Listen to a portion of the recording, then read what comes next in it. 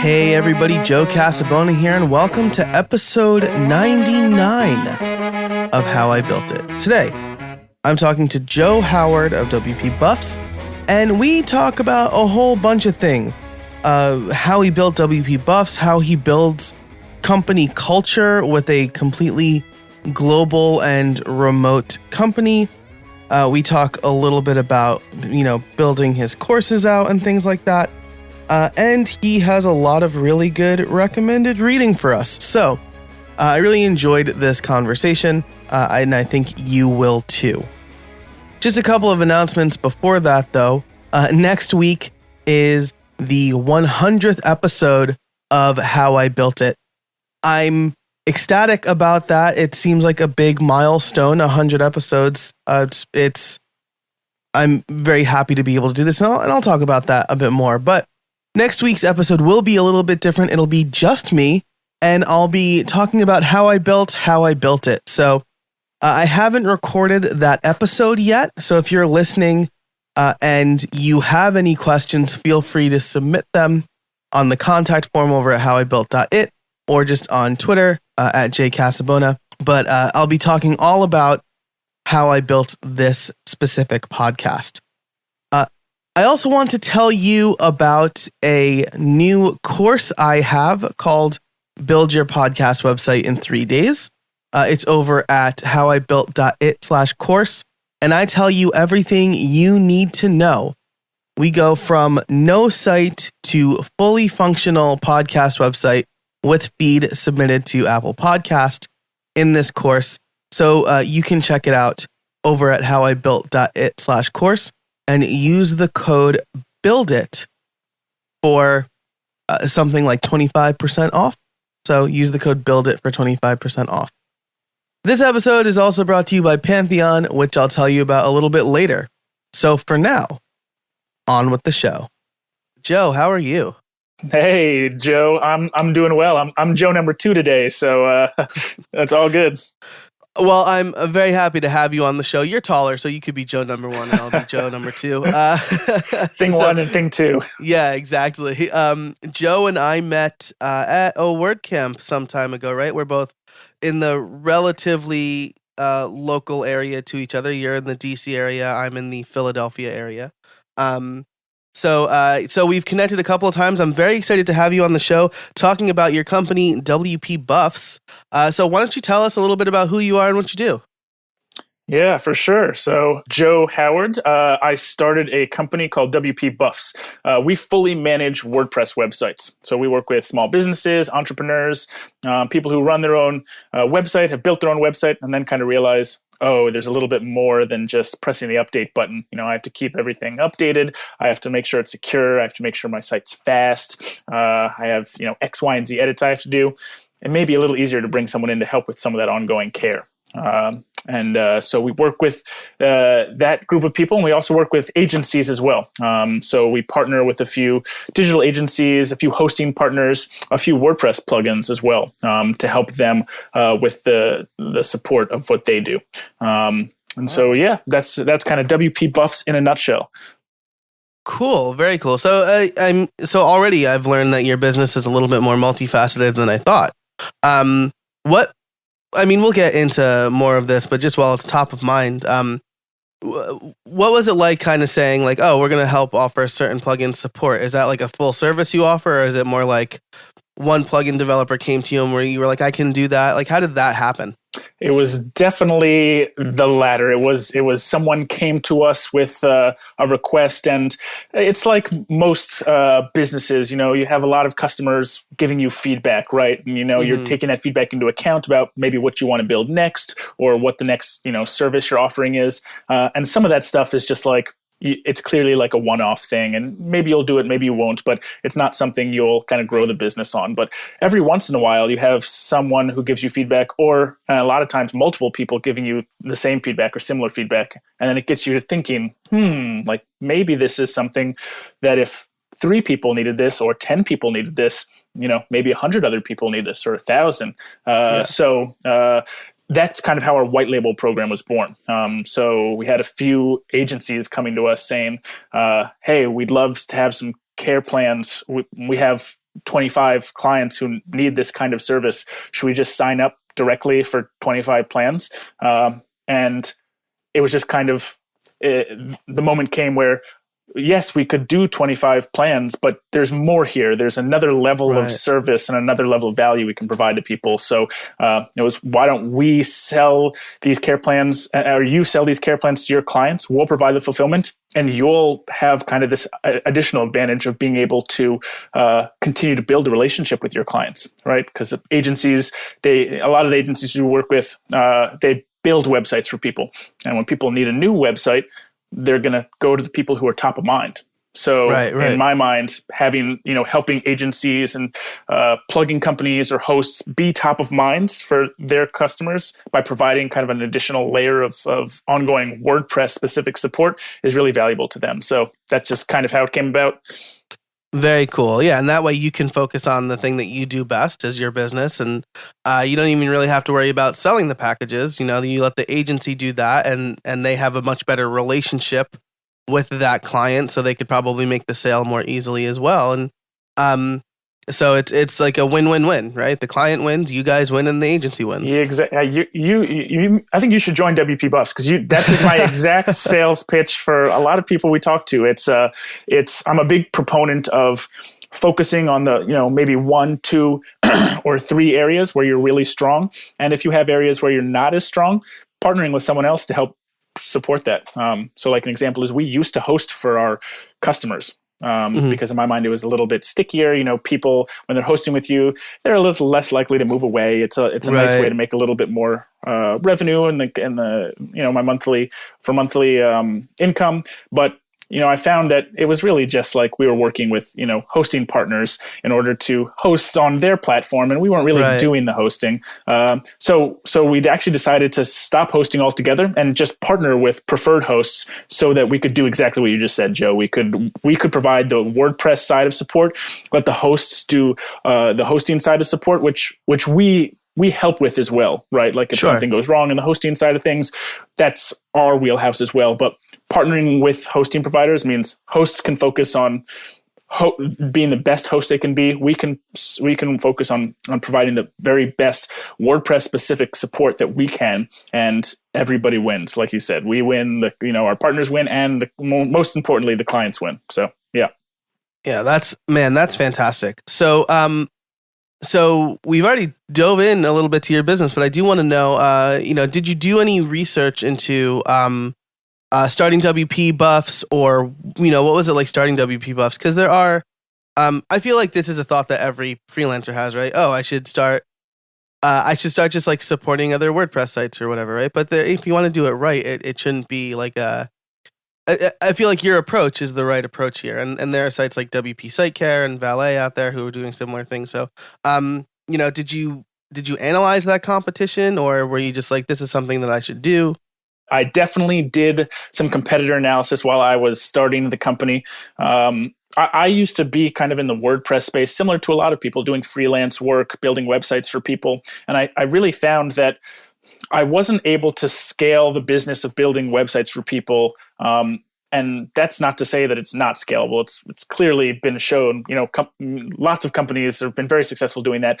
I just couldn't find that magic sauce to be able to do it myself. So I started looking for other ways to be able to make more predictable revenue goals. I found that if I was building a website, someone was paying me to do that, that was great. But then as soon as that site was done, I was looking for more work. I was kind of back in sales mode, and at that point, not getting paid because I wasn't building a website for someone. So I was looking for a different kind of business model where I could make, I could charge on a monthly basis and then have a little bit more predictable income.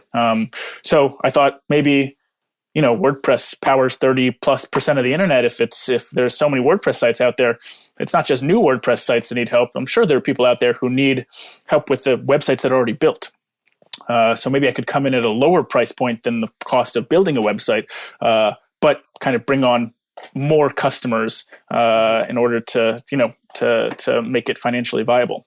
So I was kind of checking out, how could I bring kind of this SaaS pricing model or SaaS business model into and combine that with my WordPress knowledge to create a company. And I kind of started looking around and saw that there were a few other companies doing this. And there are a few good ones. The ones you've managed are ones, I know the owners and the people who work there, and look up to a lot of those companies as well. But I also saw a lot of companies that I didn't think were highly strong on the marketing side of things. And so I thought that could be a big differentiator for us, because for people listening or anybody listening, that's my area of strength. Not as much on the technical side. I have, people like Nick on the team who are very, very strong in that area.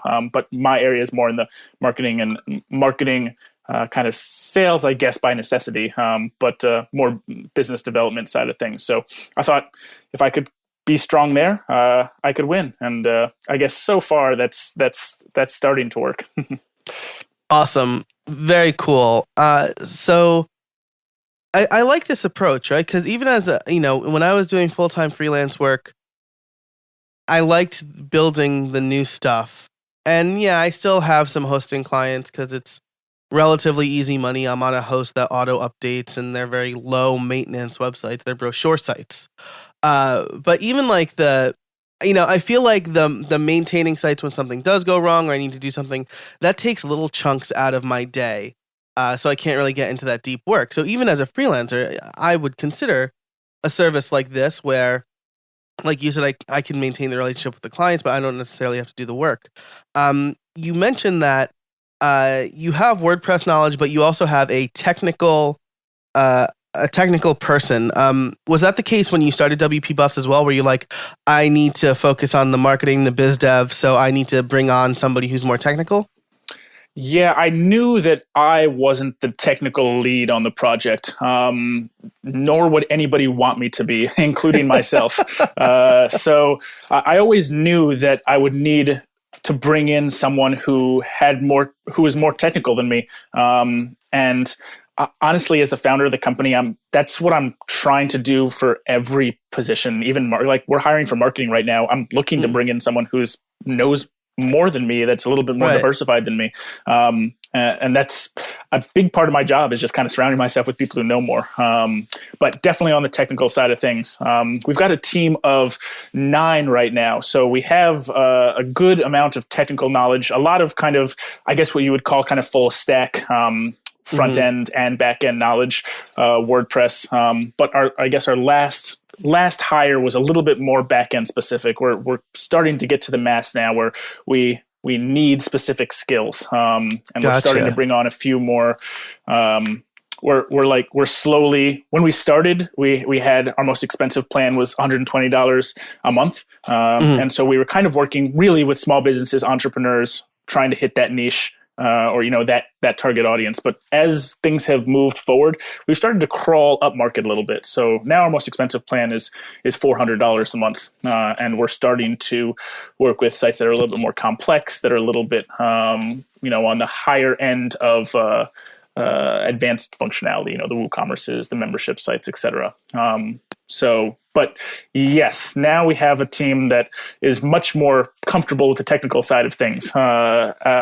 My job really is to give them the resources that they need to do a great job, get feedback from them to know what our customers need, and just myself to interact with customers and figure out what's next for WP Buffs. That's great. I love what you said there.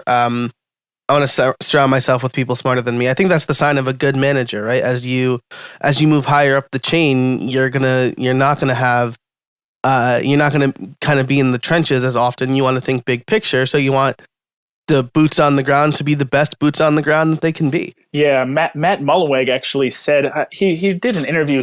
He's done a bunch of interviews, obviously, but I can't remember which one it was. But he said the people he hires at Automatic are people he would consider working for if he were an employee.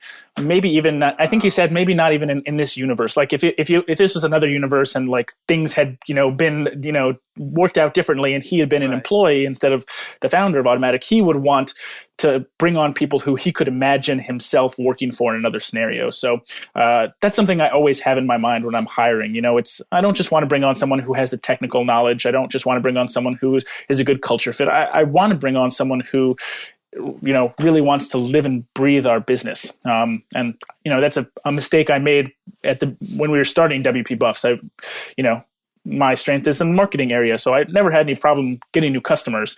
It was the rest of being a founder that was the difficult part. And so at the beginning, kind of bringing on people who were, I really just needed to kind of fill seats, and I needed, warm bodies, people who knew the technical knowledge and could get that done. And now, as the business has matured, we've had to let a few people go who had the technical knowledge, but just weren't the best culture fit for us. And now within the last 6 months or so, we've started to, it's like night and day, and it's not something I ever realized before. And now that I've made this change and really pushed more towards bringing people on who are a really good culture fit for the Buffs, it's everything's changed, and we're just moving forward so much faster because the team is so much more dynamic. So yeah. Oh, very cool. I got feedback that I say very cool too much, so I'm gonna try to say that less. But kind of cool. It's all right. That's all right. So are you? I have a lot of other questions here. Are you a remote team? We are a remote team. We are fully remote.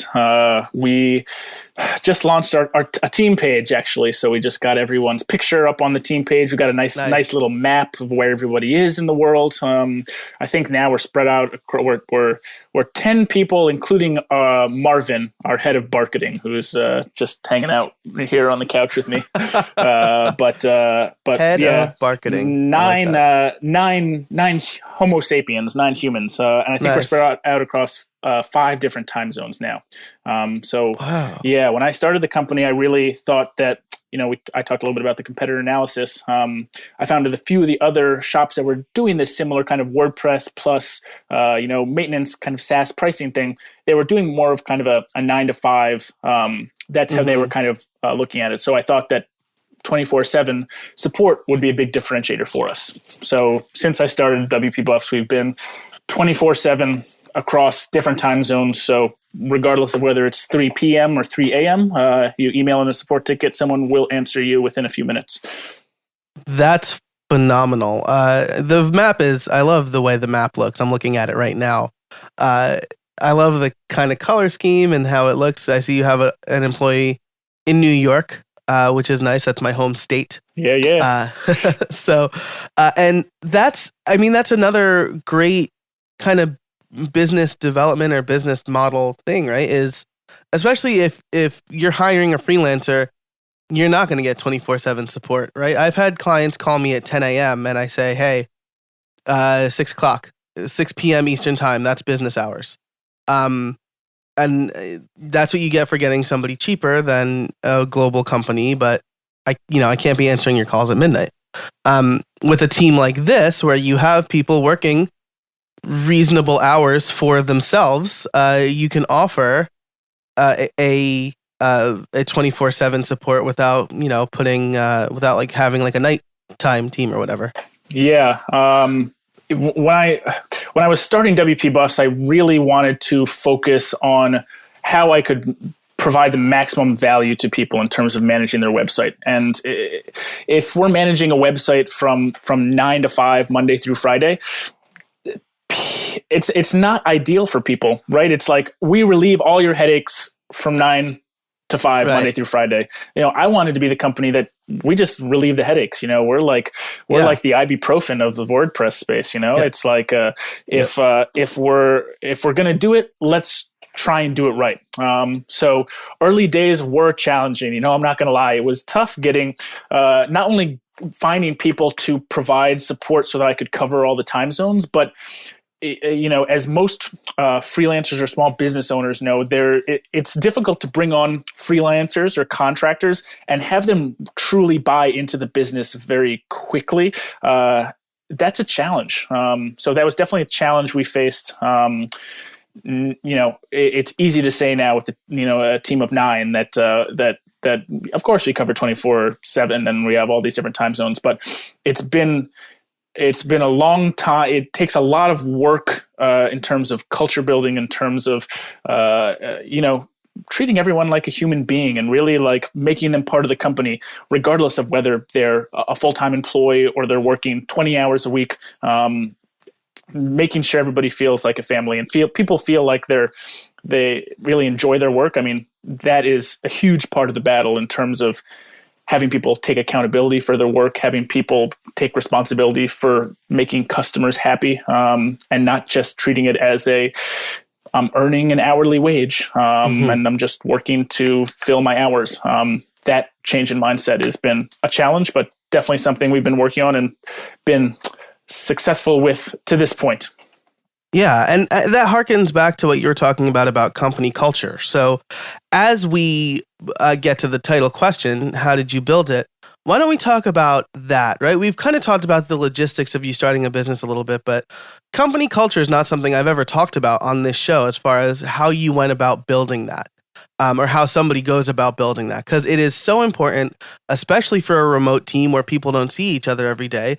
And like you said, once that culture was set, you guys have been rocking and rolling as a unit. So, what were kind of informally, I guess, right? We didn't prep for this question. What were some of the things that you did to prepare or to build that company culture?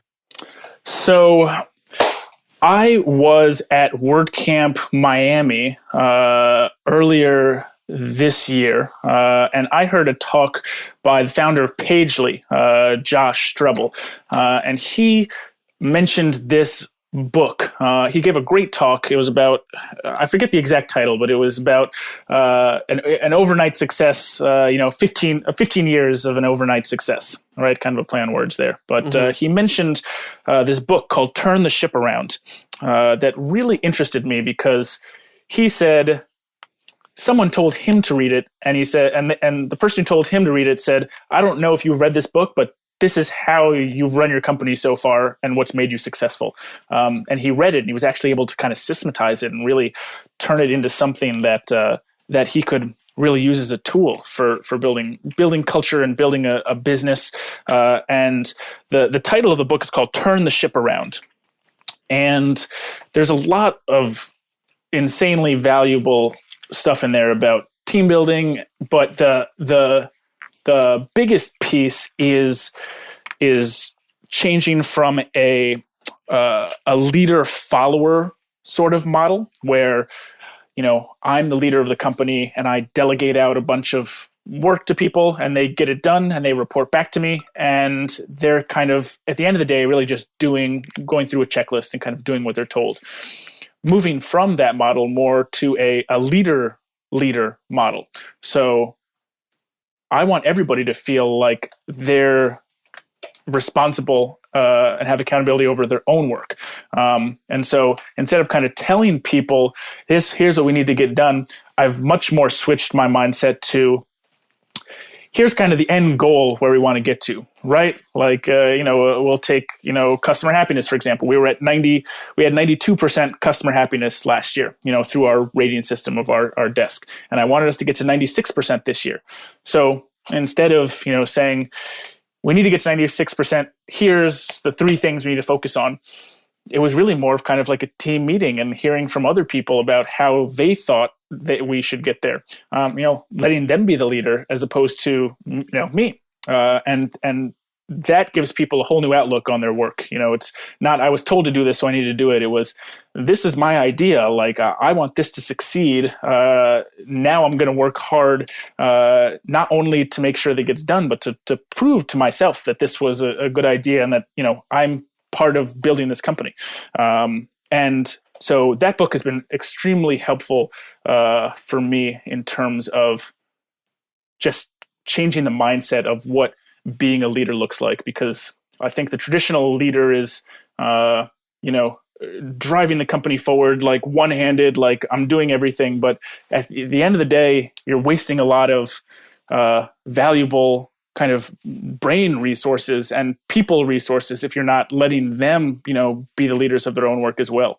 It doesn't take that much work to just follow a checklist and do work, but you really get the most out of people when they're thinking strategically and leading things themselves. So that's been huge. Man, that's amazing. I love that. And as you were saying that, I was thinking about when I was in higher ed, I had a manager. Not my direct manager. She was amazing. She was like a mom to me. But the one right above both of us was very much a leader follower. Her employees would recommend stuff and she would just shoot it down because she's like, it's she was worried that our decisions would make her look bad. And that formed a bad culture. A lot of people left, myself included, because of that. But when you give people a personal stake in what's going on, they're much more likely to stay because now it's theirs too. It's not yours and I'm just doing stuff for you. It's we share in the rewards or maybe if a decision doesn't go as well, we can commiserate over that as well. It's not just like, well, that was on you. Yeah, agreed. I think that a lot of this trying to be successful in this has forced me to try and take my ego out of it a little bit. Because as an entrepreneur, I do, of course, want my company to succeed. And in my mind, I don't want to make mistakes, but I also realize that making mistakes is how you move things forward. I know everyone says this, but that's just how things work. And I try to tell my team, I'm not a tennis player. I'm a sports fan, but I'm not a tennis player. But I like the analogy of a line fault because so a line fault in tennis is if you serve and you accidentally step on the line or you maybe serve it out of the box. It's a let, right? You get another opportunity at it. So I kind of think of that as a small mistake.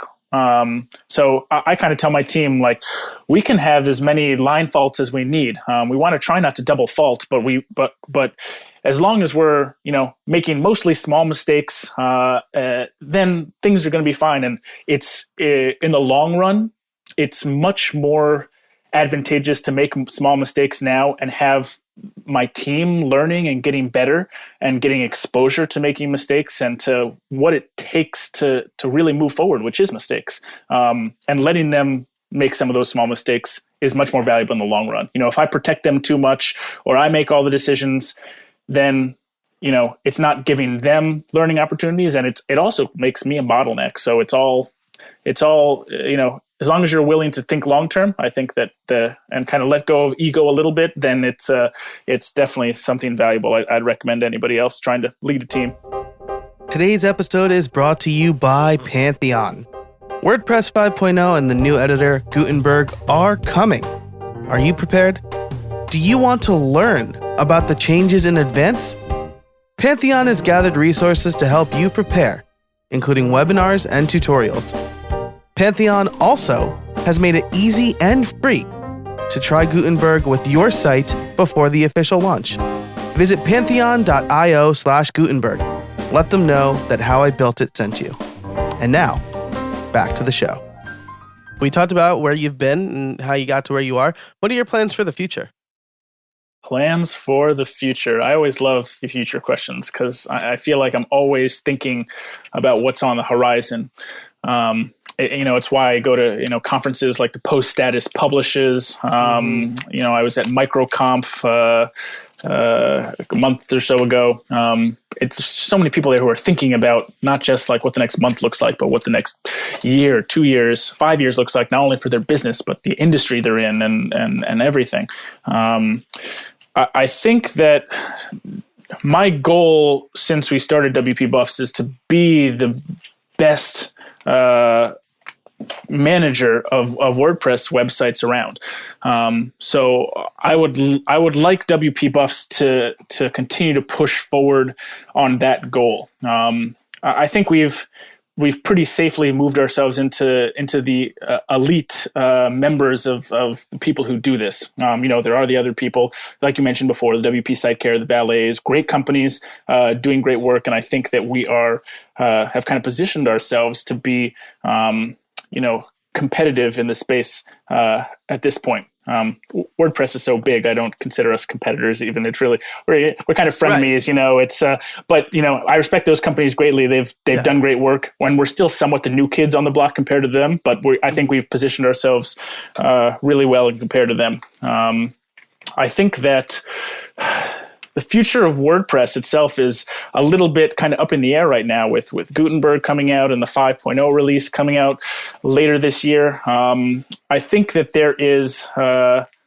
big shift happening in WordPress towards usability, being a more user-friendly tool from start to finish. So from I want to use WordPress, how do I get started with it, to I have a WordPress site, what's the easiest and most frictionless way to accomplish what I need to. And WordPress itself, because it's open source, which has a ton of advantages, but one of the disadvantages is that every website is somewhat like zombified. Like it's kind of like an arm from here, a leg from here, and they all have to work together. And I think that there's a big opportunity for a company like WP Buffs to help alleviate some of that pressure and some of those headaches from people who not only are maybe not technical enough to work on some of this, but even half of our customers are people who are highly technical, but they know that their time is better spent on higher impact things. So, we would like to help both of those kind of people out. People who are new to WordPress and don't have the technical skill to accomplish some of these ongoing support tasks, but also people who are highly technical who really want to, maybe work on their own projects or higher level projects. And when it comes to making updates and it comes to the security and speed of their websites, they know that's important, but it's also something they just kind of would rather get some help with. So I would really like to see WP Buffs continue to be a leader in the space, and continue to really push forward in terms of what we do, and continue to innovate. So yeah, that's about it. That's great. I feel like we're on the same wavelength too, because that's part of the reason that I started creator courses, previously WP in 1 month, is because I saw the need for WordPress onboarding isn't necessarily the easiest, or you have all of these tools and somebody wants to build a membership site, but they don't want a Frankenstein website.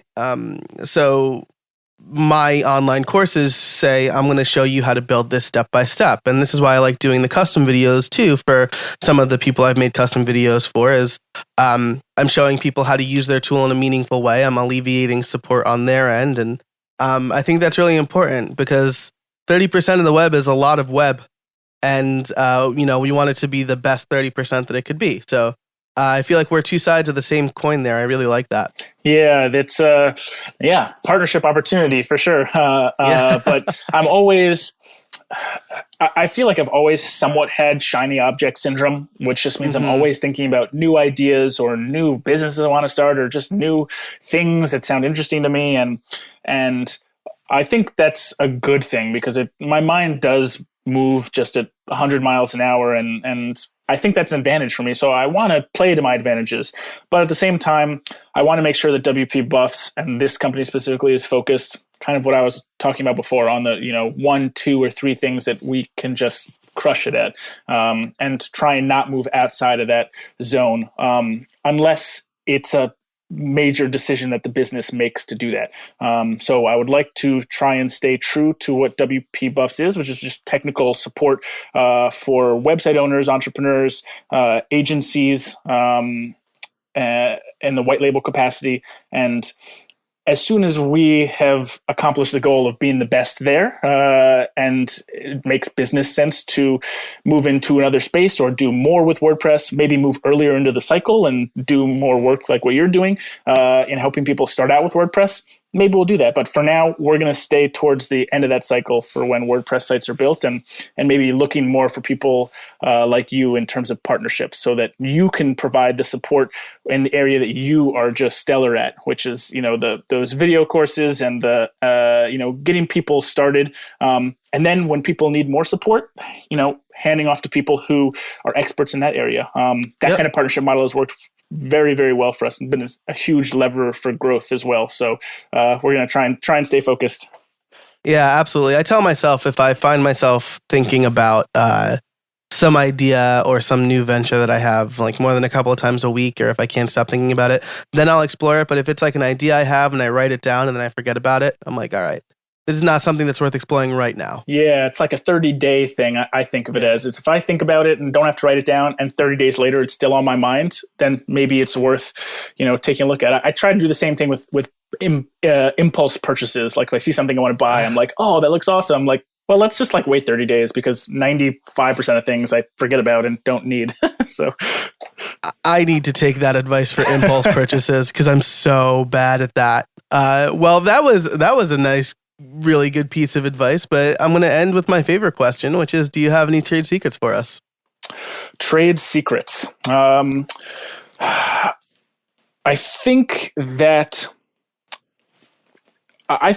the business model of focusing on how to make recurring monthly revenue is a really good one. I think that it's something that a lot of people in the WordPress space could benefit from. I think there are a lot of freelancers out there, a lot of agencies that are building websites, but if you're not providing ongoing support for customers, I think you're missing out on a big opportunity. And there are companies out there like mine that can plug and play right into agencies to help with that. But in the grand scheme of things, if you wanted to run your own, ongoing support, area of your business, that's something you can put together. That's something you can make predictable income off.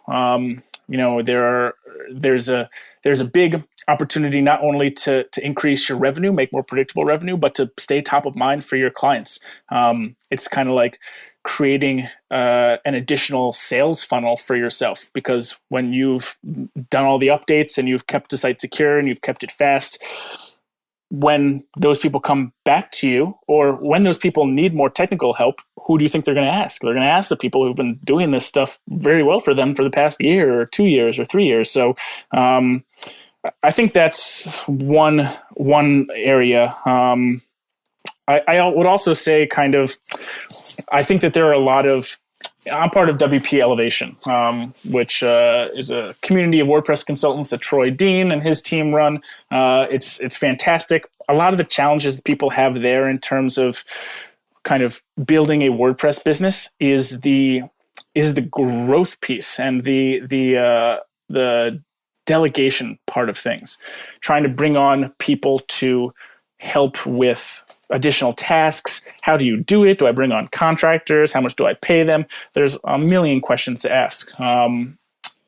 I am a pretty firm believer that if you want to grow, well, I guess first off, if you just want to stay small and you want to have a team of one and you're a solopreneur, or maybe a small team, that's absolutely fine. It's more than fine. There's nothing wrong with that. And a lot of people have found a lot of success that way.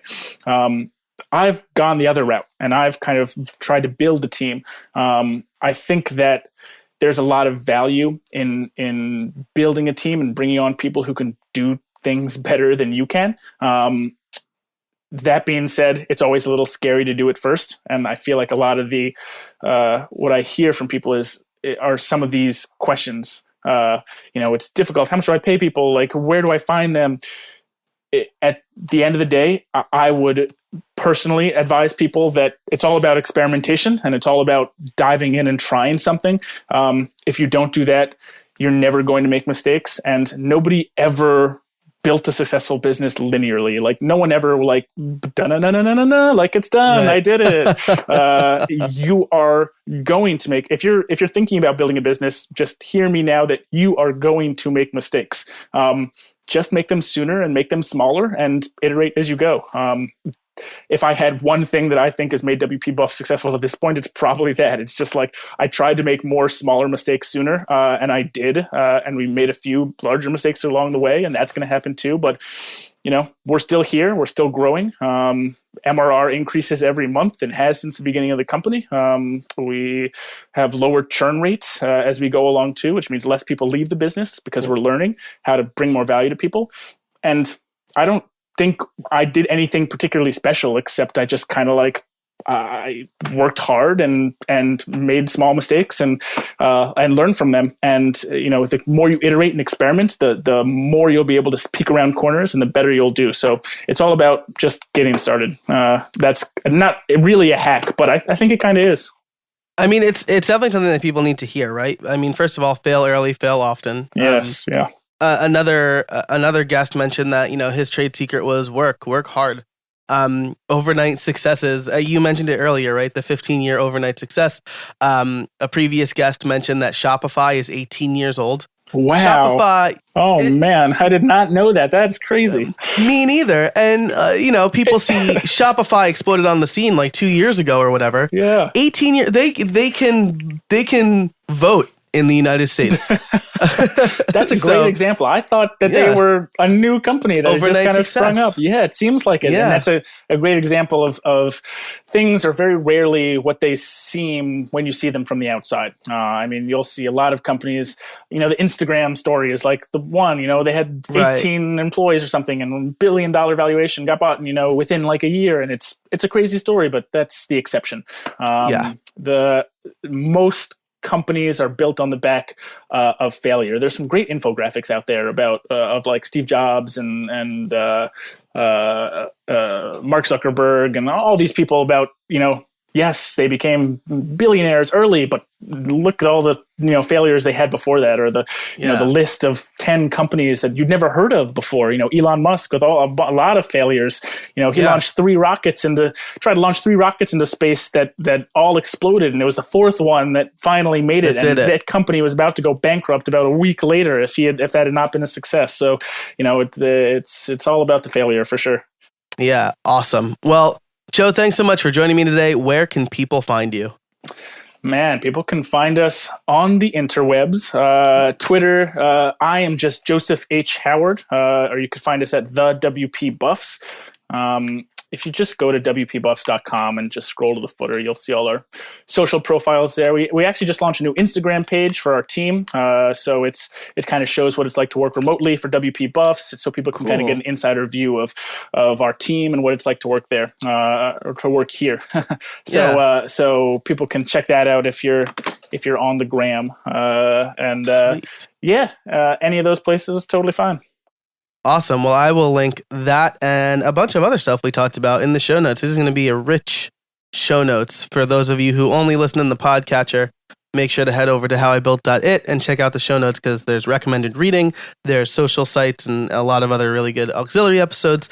So, Joe, thanks so much for joining me. I really appreciate it. For sure. And one last thing I always like to give is a special discount code to listeners of the show. Hey. If people want to are interested in having some professionals fully manage a WordPress site, we are going to offer a 10% discount code for monthly plans, which we don't usually do discounts for monthly plans, but for listeners of a show by someone named Joe, I think I have to oblige. So go over Casabona. I'll make the discount code. So if anybody's interested, feel free, but no pressure. But feel free to check us out.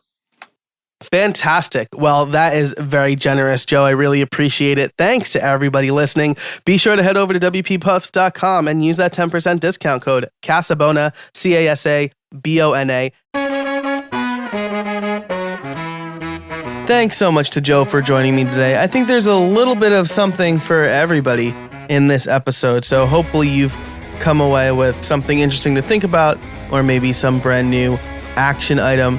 WP Buffs is doing some really great stuff in the community, and Joe is just doing some great things in general. So be sure to check out everything he does in the show notes. Thanks again to our sponsor, Pantheon, for this episode and the entire season. Definitely check them out. They're doing great work. The question of the week for you is, how do you build or contribute to company culture? Especially if you work in a remote job, that could be really hard, as we've talked about. So what do you do to build or promote company culture? Let me know on Twitter at jcasabona or by emailing me, joe@howibuilt.it. You can also join the conversation over at the Facebook community on howibuilt.it/Facebook. I ask those questions over there, And so you can participate with other people who are answering those questions on Facebook. If you want to build a great website for your podcast, definitely check out my new podcast website course over at howibuilt.it/course. And of course, you can find those links and all of the links that we talked about today over at howibuilt.it/99. That's howibuilt.it/99. Next week is episode 100. I'm really excited to tell you how I built this podcast. If you like the show, make sure to give it a rating or review on Apple Podcasts or wherever you listen to podcasts. It really does help people discover the show. And it's been growing really well lately, so I really appreciate your support. So thanks so much. And until next time, get out there and build something.